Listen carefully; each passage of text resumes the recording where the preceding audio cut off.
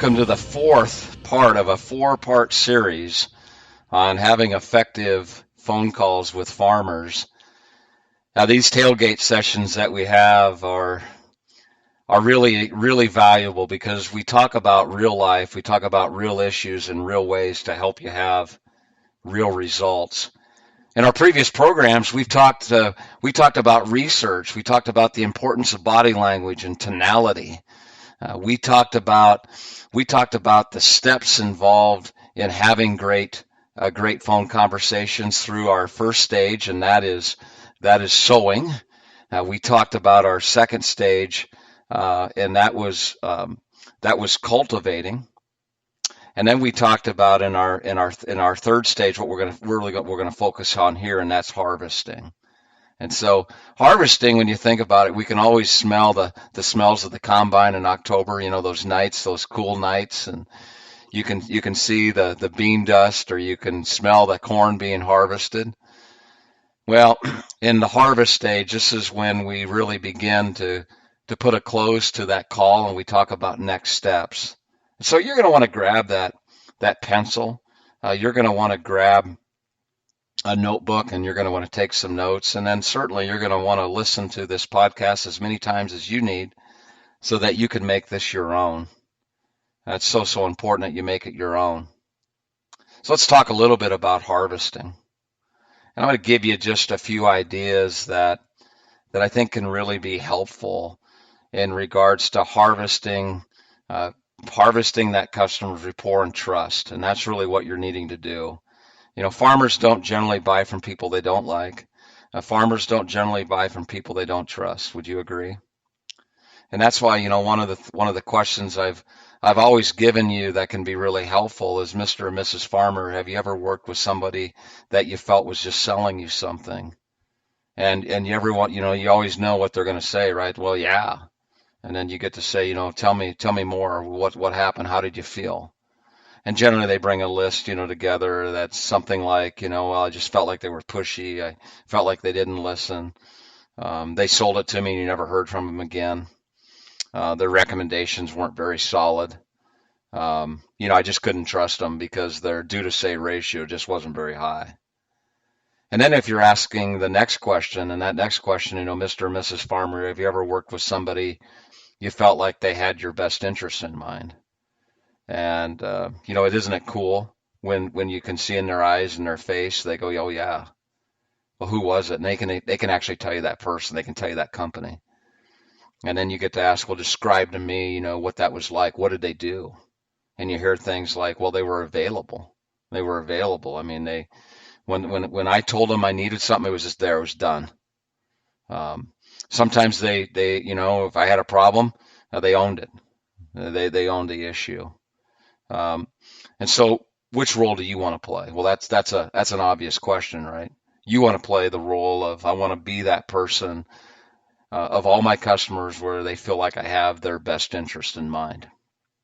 And so throughout our stages of sowing and cultivating and now harvesting, we always want to make sure that we have the best interest of our customers in mind and the best interest of ourselves and our company. And there's generally going to be a lot of things potentially that you've discussed on those phone calls. And so what I would like you to consider are some words to use to really help you really bring everything together.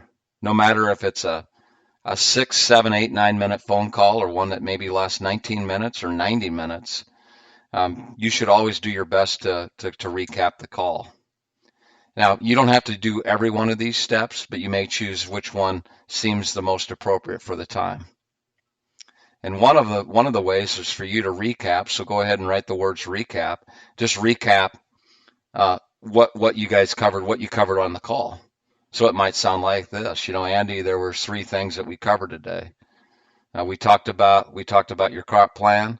We talked about the steps involved in terms of what you wanted in terms of custom app.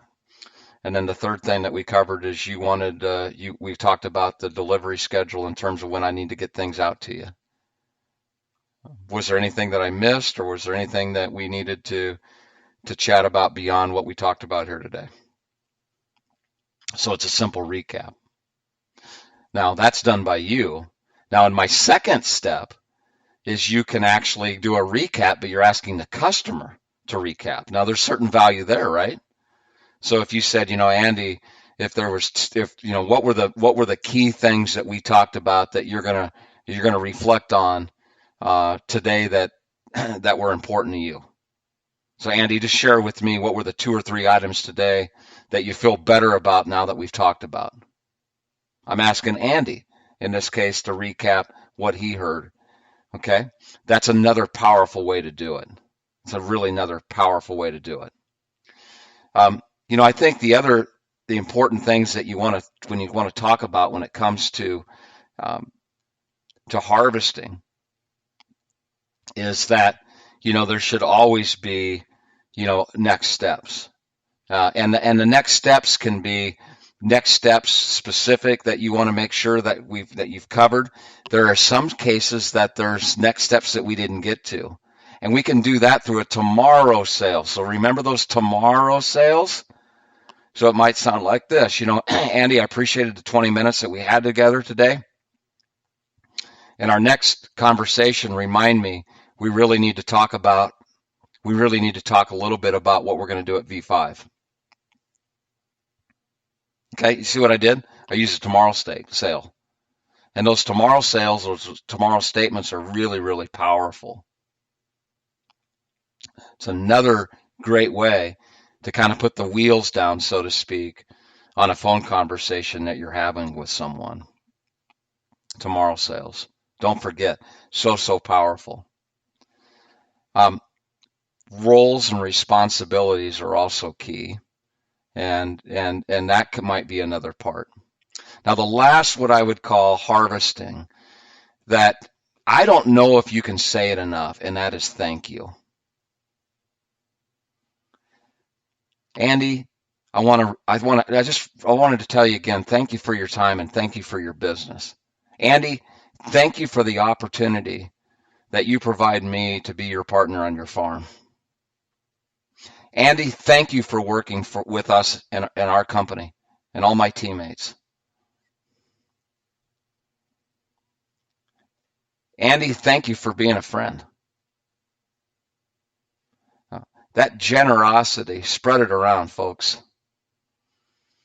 And I just, as I'm out and about and all really across North America, it's rare when you hear the words thank you. I wonder if COVID-19, if there's going to be a more generous spirit that's going to come from this, where people won't take things for granted, and they'll look you in the eye and they'll say thank you.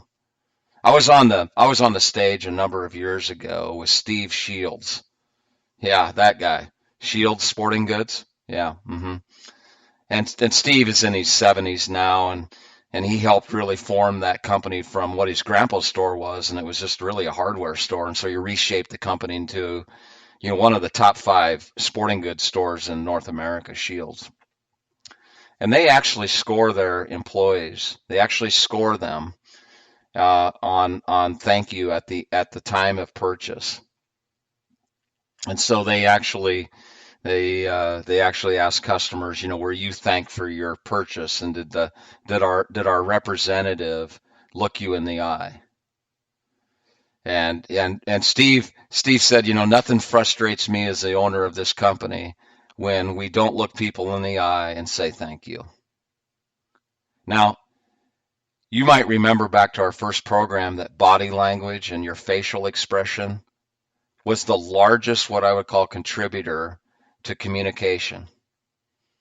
And so at the end of your call, I want you to smile. I want you to the tension, if you're feeling tension, I want you to let all that go. I want you to focus on that customer. I want you to call them by name, and I want you to smile or have gratitude in your heart. And I want you to say, Andy, I thank you so much for your business. I want to thank you for being a part of my life through these tailgate sessions. I want to thank you for allowing me and ALTERRAIN to help you grow your skills. Because everything we do at ALTERRAIN is to help you reach the full potential that God has given you in order that you can leave a lasting legacy in your last name for your family, for your friends, and for your community. That's what we do. Thank you. It's harvesting. It's harvesting. It's recapping. It's providing curiosity through a tomorrow sale. And it's saying thank you. It is so wonderful to have had this opportunity to work with you through this 4-part series on how to make more effective sales calls. I want you to go out now. I want you to have the most effective phone conversations that you've ever had by utilizing the steps that we've shared with you. We talk about real life, real issues, and real ways to help you have real results. I'm David Dahm.